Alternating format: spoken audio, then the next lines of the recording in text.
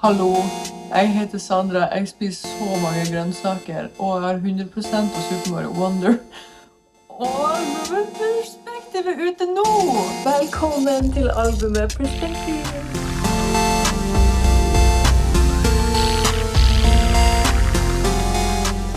Memories Not Be starter med å etablere det nye perspektivskiftet ved å gå tilbake til røttene av hvem jeg er, og bruke det som en kraft bak en slags gjenopplivelse etter crescendoen av oppvekstens og livets drit. Så møtte jeg endelig en behandler som ikke bare satt der og lagde psykologlyder og stilte innøvde spørsmål jeg allerede hadde stilt meg selv. Min gode venn, han fantastiske Nydal, lærte meg at du må slutte å spille av gammelplater hvis du vil at ting skal forandre seg. Ingenting skjer av seg selv. Du kan ikke betingelsessette eller vente på å en dag bli glad. Du må aktivt skape lykke i øyeblikket. Du kan ikke springe inn og ut av den samme brennende bygningen og så klage «Jeg har det så fælt». Legg vekk gammelplata, spill av noe nytt. Så jeg tok ansvar for meg selv. Prøver å ta ansvar for meg selv og bytte mine kort. Rydd i vennegangen, kutt ut folk og ting og vaner som ikke gjør deg godt. Bruk tida di med omhu, gjør og opplev ting du vil huske selv om du er sliten og umotivert av og til. Skriv dagbok om ting du er takknemlig for, sånn at det er kun det du vil se tilbake på i fremtiden. Gi livet mening, bytt ut vaner, gå ut av mønstret. Tusen takk for alt du har lært meg, Carl. Rock on. That's just how the world works er catchy og oppløftende med en kontrasterende tekst, som kommenterer på at vi assimileres inn i et samfunn som ikke tar hensyn til hvordan mennesker har utviklet seg biologisk. Det som er viktig i denne verden er penger, og om dette samfunnet bryter litt med dine fundamentale behov som menneske, så er du et avvik fra normalen og må mest sannsynlig medisineres, eller diagnostiseres i hvert fall. Jeg synes ikke det burde ses på som unormalt om unger ikke liker å sitte i ro på skolen for eksempel. Da trenger du ikke spesialpedagogiske tiltak. Da er du kanskje bare et barn med sunn nysgjerrighet og energi. Det er vel litt kontroversielle greier, og det finnes unntak, bla bla bla bla, mennesker er komplekst. Skolen skal påpeke alle dine svakheter og sammenligne deg med andre. Og alle dine individuelle styrker og unikheter må du gjerne finne ut selv på fritida, om du har tid til fritid, for du må jo helst være usannsynlig produktiv hele tida. Favorittbegrepet mitt jeg lærte da jeg studerte sosialantropologi er etnosentrisme, og favorittkonseptet mitt nå når jeg studerer pedagogikk er dialektikk. Etnosentrisme er å kun være i stand til å oppfatte verden og andre mennesker ut fra ens eget kulturelle ståsted, med utgangspunkt i ens egne livsforutsetninger og erfaringer, samt holdninger om at det er en holistisk rettesnor som alle forholder seg til. Dialektikk er samtalekunsten, å oppnå kunnskap eller trenge inn i et problem gjennom dialog.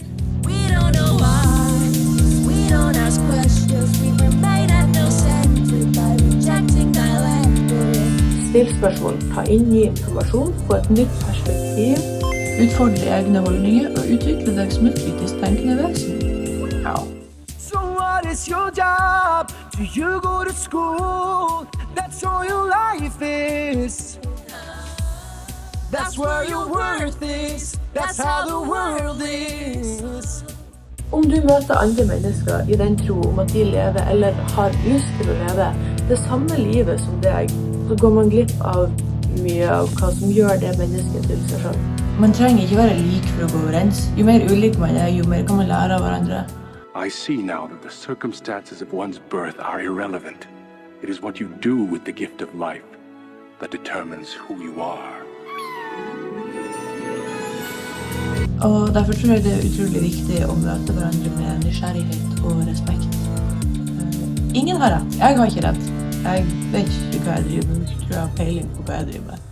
Scary Gameboy tar tanken fra That's Just How the World Works videre. Inspirert av tanker gjort rundt nevrotransmitteren dopamin og hjernens belønningssystem, og lesing av den boka, Molecule of More, og Dopamination, samt daglig lytting til The Huberman Lab podcast og Sapiens, boka Sapiens, synes jeg ikke det er rart at det er så mange som sliter mentalt i dagens vestlige samfunn.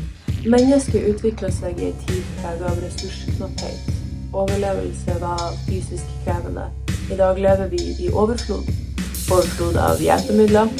Vi I stor grad stasjonær. Kjører bil til jobb, tar en ride til jobb, sitter I ro på jobben, sitter I ro på skolen. Overflod av mat. Vi sulter ikke ihjel lenger. Vi må passe vekta. Tenk om vi hadde visst det når vi drev og kastet spyd, plukket bær, var veldig sulten. Overflod av valg. Hva vil du bli når du blir stor? Å herregud, har jeg gjort det rette valget? Føler du deg dårlig? Du kan få en pille for det meste hos din fastlege, uten å legge om livsstil. Symptomlindring kult, og det mye penger I det. Are you passionate about sales? Hey, consumers, so fun. What do you do for a living? Where does your money come from? Shut up! I'm a person! Overflod av muligheter høres veldig positivt ut, men jeg tror at det destruktivt for retrospektiv livskvalitet. Det ikke bedre å tenke tilbake på livet ditt med en holdning om at jeg gjorde det beste ut av den situasjonen jeg ble tildelt. Etter jordbruksrevolusjonen har samfunnet utviklet seg for raskt til at vår biologiske utvikling har klart å henge med. Ergo ikke vi lagd for denne verden. Og jeg har sluttet å bebreide meg selv for at jeg ikke passer inn. Jeg bare et menneske. Hurry up, we're happy, en ny skildring av serotonin. Ha det godt I øyeblikket, men også vite at alt går over.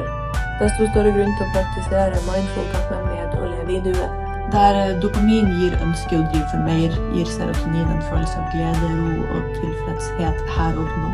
Instrumental til denne sangen lagde jeg for mange år siden til et teaterstykke jeg satt opp med det gamle firmaet mitt. Og så fant jeg det liggende inne på harddisken og bare, det her jo en bop. Det en sånn feel-good-sang. Jeg har ikke lagt så mange sånne. Space music bare verdensrommet-vibes. Jeg hadde lyst til å prøve noe nytt. Lyrisk veldig inspirert av Bob Burnham, Tropical Fuckstorm og sånne samfunnskritiske, absurde og viktige tekster. Men musikalt så synes jeg at Mort Garson, Botox, Tipper og generelt sånn eksperimentelle, friske, stemningsfulle lydbilder veldig kult. Cognitive carousel eksistensiell med stor E. Perspektivet går helt ut I verdensrommet, og jeg ser livet mitt som en liten kidneybønne. Der fødselen min, og der døden min. Og det vanvittig lite som skjer imellom her, kontra den ubegripelige massen med tid og rom som rundt det. Så hva det jeg stresser med? Hva det Nav stresser med? Noe viktig? Det viktigste bare kanskje å trives? Alle lovene og reglene og livsrammen en masse mennesker har funnet opp de siste par sekundene av jordas levealder. Jeg har ikke alltid kjempelyst til å forholde meg til det. Jeg ble bare født. Jeg har ikke signert samtykke på hvordan samfunnet bygd opp, men jeg må forholde meg til det, og jeg blir litt svett av det av og til. Eksploderer verden hvis jeg lager et nytt svaralternativ på et skjema jeg ikke var med å utforme. For meg så meningen med mitt liv å ha det bra. Og jeg utrolig stor tilhenger av konseptet egoistisk altruisme. Å gjøre godt for deg selv, sånn at du har overskudd til å gjøre godt for andre. Lær av dine og andres feil og kom deg videre I livet. Ta videre de gode kvalitetene fra familien og folk rundt deg, og la det smitte og spre seg, og la de negative kvalitetene bare være en motivasjon til hvordan du ikke har lyst til å bli når du blir stor. Basically, vær snill. Jeg langt fra feilfri. Jeg har vært et rumpehold I så mange relasjoner. Men jeg prøver å være et godt menneske. Si fra til meg hvis jeg oppfører meg som en idiot, så skal jeg prøve mitt beste å ta det til meg. Og Furowa Arimase En samling av nyttige og uhyre ubrukelige japanske ord og uttrykk som jeg har lært etter snart et år på japansk Duolingo. Titlen betyr at det ikke et badekar der. Noe du aldri vil få bruk for ever, men som har fått 2 japanere til å flire godt av. I begynnelsen når du lærer et språk, så lærer du veldig basic ting som Paul har 2 epler. Dette min gule kåpe. Så kjapp recap av teksten Der mine blå hatter, dette mine røde paraplyer. Hva klokka? Jeg står opp klokka 6. Min hund skitten. Hvor vennen min? Det ikke et badekar. Ja, og så musikken. Jeg og kjæresten min spilte inn at han drev og slo på en kaffekanne fylt med vann. Og det jo for så vidt ikke et badekar. Pia. Akkurat nå datteren min Pia 8 år. Jeg kjøpte henne som valp da jeg var 20, og jeg har gjort så mange feil med henne. Jeg skulle ønske jeg hadde hatt 1000 hunder før hun, sånn at jeg hadde vært verdens beste, mest feilfrie hundeeier. Men hun er min første, og hun har ubeskrivelig betydning. Hun er min lille Pokémon, mamma og Pia mot verden. Hun har vært med på alt, reist og flyttet landet rundt, og vært med meg på så mange karakterutviklende hendelser. Det føles ut som jeg alltid har kjent henne. Jeg ventet på henne når jeg lekte med fantasivennene mine som barn. Jeg gleder meg til å møte henne og offre min tid og frihet for å ta ansvar for henne. Og alt har vært så verdt det. Jeg klarer ikke å se for meg et liv uten henne. Og for ikke så lenge siden så tenkte jeg at jeg ikke kom til å klare det heller. Men hun har lært meg utrolig mye. Blant annet at jeg er sterkere enn jeg gir meg selv creds for. Og minner meg på viktigheten med å leve i nuet. Være takknemlig for det jeg har, fordi en dag er alt borte. Ina, jeg tror denne sangen har blitt skrevet om 34 ganger, men den har alltid sluttet med «Hey, my God, Ina!» I respected your ways, but I'm so evil. You couldn't give me the same. Never,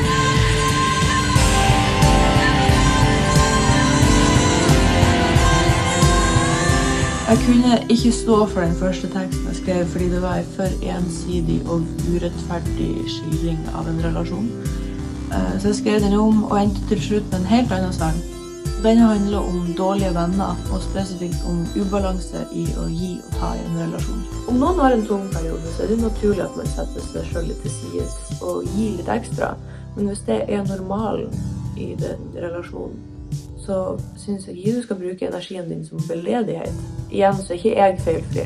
En stor svakhet i min karakter er min manglende evne til å gi energi over lange avstander. Jeg liker ikke å snakke i telefon. Og jeg kan bli defensiv som alle andre, men jeg er også veldig stolt over min evne til å anerkjenne andres oppfatninger av min adferd og beklage deretter. Jeg har måttet kutte ut noen folk som ikke var i stand til det. Om du prøver å fortelle vennen din at du er såret, føler deg overkjørt, ikke blir hørt eller respektert, eller at du føler at alt du gjør blir tatt for gitt, og de svarer med å rakke ned på deg, og heller vil forsvare seg selv enn å finne ut av hva kan jeg gjøre for at du skal føle noe annet enn det du føler på nå, er det jo ikke viktig for den vennen at du har det bra. Er det da en venn å ta vare på? Man må tørre å stå i ubehaget. Jeg har absolutt forbedringspotensialet der. Den harde teksten i refrengene er rettet til meg selv. get your shit together, get your head out your ass, stop living in the past, make the best out of it, stop feeling sorry for yourself, water your own damn grass. En påminnelse om å ta meg sammen og ta ansvar for min egen lykke. Det er ingen andre sin jobb å gjøre meg glad. Det er min. Så sangen er vel om at det må være en vilje der til å se egne feil og prøve å gjøre bedre. Det motsatte er nok så uinspirerende. Takk for meg, takk for fine stunder, og lykke til videre. Still Crazy, Crazy to the Core medley. Det er kanskje favoritten min, og uhyre representativ for konseptet bak Perspective. I denne sangen så er jeg innom sangene fra Crazy to the Core fra 2021. Det er den samme musikken, men med en ny sound og et nytt lyrisk perspektiv. Jeg reflekterer i samtid over hver sangs originale tekst, med dagens utgangspunkt. På en måte som forhåpentligvis skildrer endringen jeg har gjort i meg selv siden. I feel it creeping over me. I hate myself for I don't wanna. I ask for help. I ask myself for all it's worth. Come and get out. I used to be so cool, now I cry all the time. I am sensitive and kind. Yeah, that's me. Jeg er den samme jeg alltid har vært, men perspektivet er annerledes. Jeg har den samme fortiden, men jeg bruker den nå som drivkraft bak å leve et meningsfullt liv, kontra å bruke den som handicap, eller unnskyldning, eller grinegrunnlag. Jeg prøver. Der ligger det. Jeg har dager der jeg legger meg på rygg, og livet er utholdelig vanskelig, men jeg kommer meg opp igjen, og jeg prøver. Det alt det handler om, egentlig. Du må begynne å prøve for at noe nytt skal skje. Men jeg kommer alltid til å være litt sprø. For jeg kommer alltid til å være med.